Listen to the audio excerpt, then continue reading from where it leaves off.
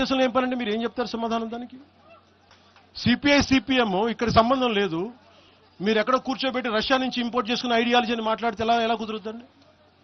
So ఏ party కూడా మీరు ప్రశ్నించలేరు. ఆల్గిచ్చు sir, national media will let me address it separately, sir. Let me address it separately. Just give me 15 minutes. I think, sir.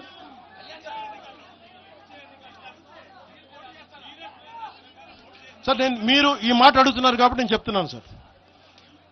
2014లో మల్కేజ్గిరిలో ఆ రోజు NDA కూటమి అభ్యర్థిగా ఎంపీగా పోటీ చేసే అవకాశం నాకు ఉండింది. ఆ రోజున నేనేమనుకున్నానంటే, నాకు పోటీ చేసి ఎంపీ అవ్వాలనుకుంటే కూడా తెలంగాణ నిర్మాణానికి మేమేం సహాయం చేయగలం ఆలోచించాను తప్ప, నాకు తెలంగాణలో పోటీ చేసే, నిజంగా చెప్పాలంటే నాకు ఆలోచన, నాకు తెలంగాణ బాగుపడాలని కోరుకున్నాను కానీ నాకు తెలంగాణ నుంచి పదవులు కావాలని కానీ నేనేం కోరుకోవట్లా. మా వాళ్ళు గెలిస్తే చాలు, అదే కోటి దండాలు దానికి.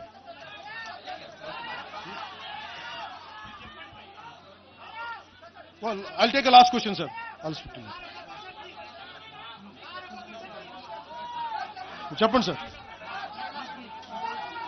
Say it again.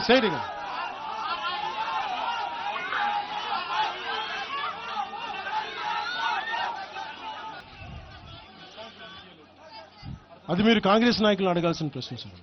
వాళ్ళు ఎందుకు పర్మిషన్ ఇవ్వలేదు మీరు వాళ్ళని అడగండి. అది మీరు సీనియర్ జర్నలిస్టులు, మీకు అనుభవం ఉన్నది. మీరు ఎందుకు పనిచేయట్లేదో మీరు ఒక అనాలిసిస్ మీరు చేయండి, మేము దానికి సమాధానం చెప్తాం.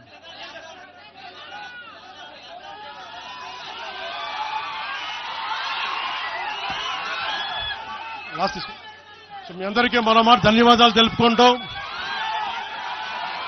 13వ సంవత్సరంలో అడుగు పెడుతున్న మన తెలంగాణకి, తెలంగాణ యువతకి, తెలంగాణ ప్రజానీకానికి, 4 కోట్ల ప్రజలకి ధన్యవాదాలు తెలుపుకుంటూ జై తెలంగాణ, జై హింద్.